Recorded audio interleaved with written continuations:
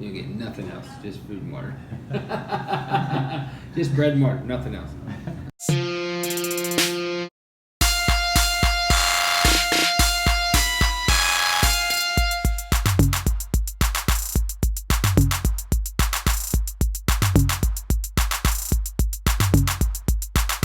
Hey guys, it's Jay Unashamed here, and today we're going to be talking about, I'm going to be asking John about being a friend of God.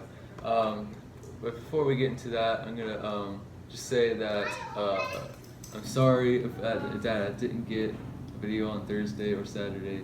Also, I have to say I'm going to be switching to posting a video every day now, so just expect to see a video be posted every day. And yeah, and if you like this video, make sure to drop a like, subscribe, and let's get into it. So, John, what does it mean to be a friend of God? Friend of God. Well, your dad was talking about today how in John 15 that Jesus called us friends. And then we talk about how it sparked a conversation that we can be one with God. And Jesus said that we're his friends. And he also talks about greater love has no man than this, that a man lay down his life for his friends. And Jesus laid down his life for us. So that's the beginning of that friendship, is that he died so we wouldn't have to, because we're his friends. That's the root of the whole thing. There was just to be. That's the beginnings of being a friend, and then from there it's accepting that and being like, okay, Jesus, I need you. I absolutely want to be your friend. And he said we're already friends, so then it's just accepting that friendship. I think there's something that people do now, they're like accepting some kind of friendship thing. You can accept that friendship with God, that God reached out and gave us his son, and it's not some religious thing, it's not some, it's just a reality that we have a father that loves his kids, just like you would, like your dad loves you, and I love my son. We give our lives, we give provision, we give bread, quote unquote bread, meaning food, and more than just what you want. It wouldn't be very friendly of your dad to say, food and water, nothing else.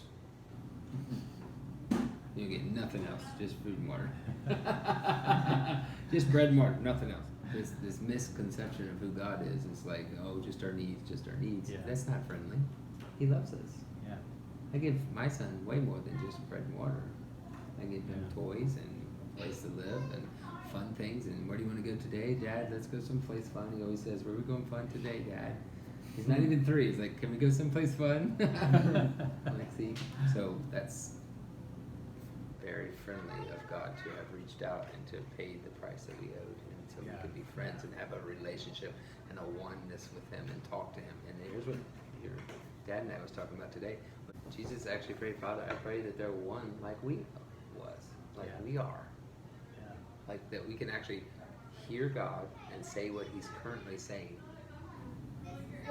And then have that relationship with him. What are you saying today, God? What are you doing today, God?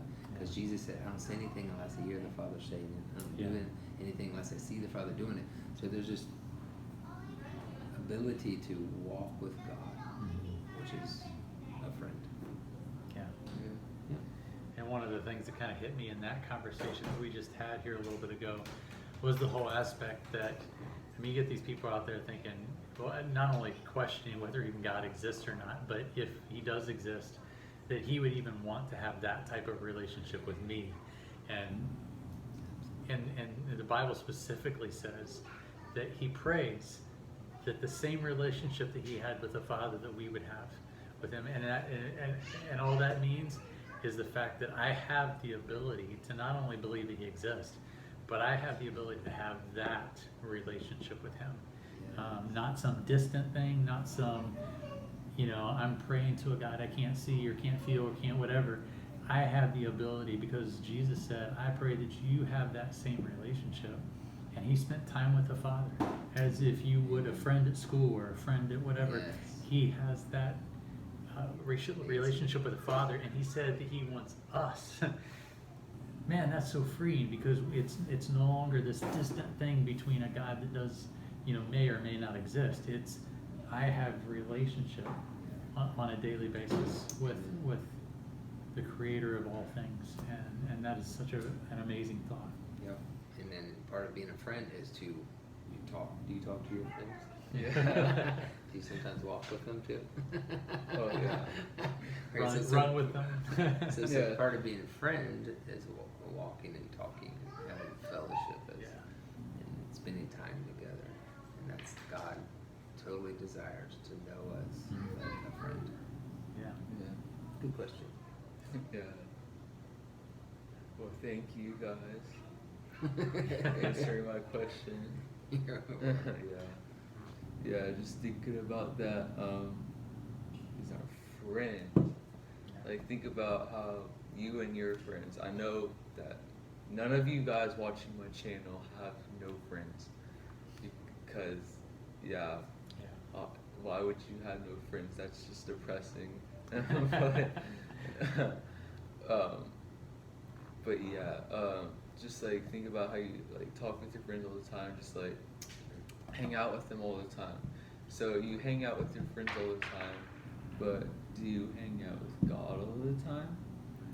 Yeah. Do you talk with him all the time? Do you just like he's your friend, so you should treat him like he's your friend and not just some spirit living up in the sky that we have to go to church every Sunday and then go home and blah blah blah.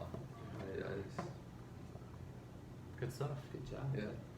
That's awesome.